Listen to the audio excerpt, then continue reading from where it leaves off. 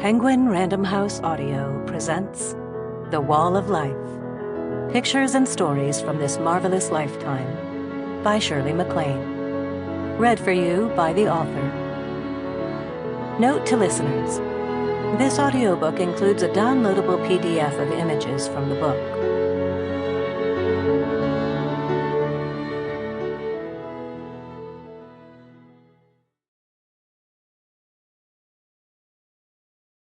Introduction. About 45 years ago, I put 10 or so framed photographs of friends and family and people I've worked with, all grouped together on a living room wall in my Malibu home. Everyone who came over loved to look at this montage, and so the Wall of Life was born. Over time, I added more until there were scores and scores of images, pretty much covering the space on my walls. I even created a wall of life at my ranch in the New Mexico mountains. And until fairly recently, there was also a giant one at my home of almost 20 years in Santa Fe. But this collection really wasn't about me as much as it was about all the people around me. In this magical, enchanting life of mine, I've known so many women and men who were interesting, extraordinary, really, and whom I was truly fond of and lucky to know.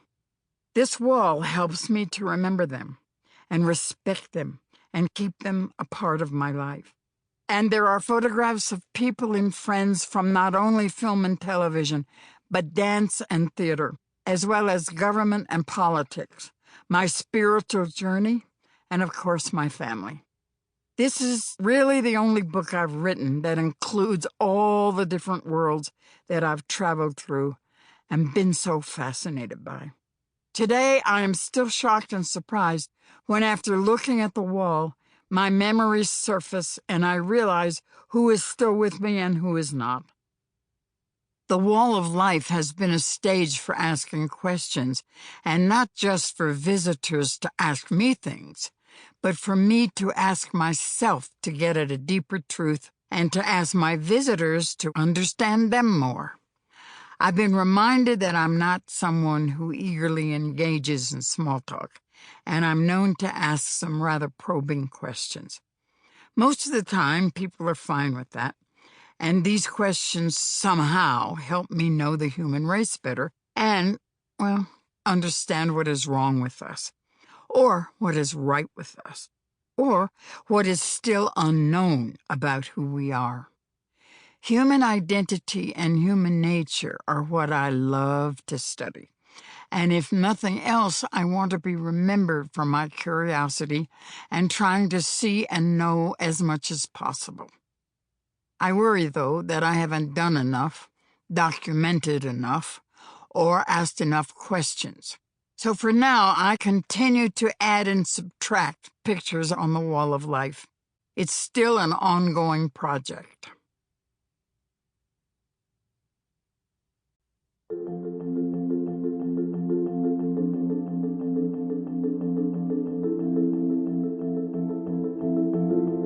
Part 1.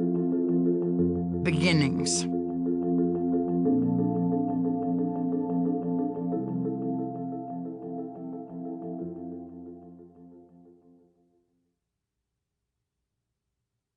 Did Mother dream of being a star? I do know that she wanted to be an actress. She was an acting student in Nova Scotia, but she sacrificed furthering her career when she committed to motherhood and wifedom. Every year or so, she did a small-time play and was absent from the house more than my father appreciated. She also taught acting classes in our town at night, and that would upset my dad. But I realized what she was doing, and I cheered her on. Her acting in little plays helped me define my independence and interest in show business. It helped me realize that husbands and fathers can have a problem with the freedom of their wives and children. Mother and Daddy argued, but stayed loyal to the marriage. Daddy was a principal and eventually superintendent of schools in Rappahannock County, Virginia. That was a big deal. But he used to go on and on about wanting to run away and join a circus and how he wanted to get away and be an entertainer. He said it seriously, and knowing him, I believed it. He was also a very good violinist. I played as well for a couple of years, but it wasn't enough for me. In those pictures, I'm around 3 years old, and it's when I started ballet classes, the beginning of a lifelong passion for dance. Our family home was in Arlington, Virginia. That house guided our lives. Many years after he was born, Warren had a bedroom with his own private closet that had a window. It was a place that he used to go to hide and disappear. He could just get away and be anywhere. I think I was jealous. I don't remember much before Warren. My earliest memories, though, are of having my diapers changed. I do recall my mother warning me before Warren was born, and warning is a good word to describe it. I think that was less about the baby and more about her and her anxiety. Mother was Canadian, and they just always do worry. In this case, I think she actually worried about whether she would do it right and be the mother she was supposed to. Once Warren arrived, I just wanted to protect him all the time. In reality, Mother and Warren had a special connection. Dad and I had the same thing. I don't know why completely, but I know I admired Dad's intelligence, and he liked having a little girl.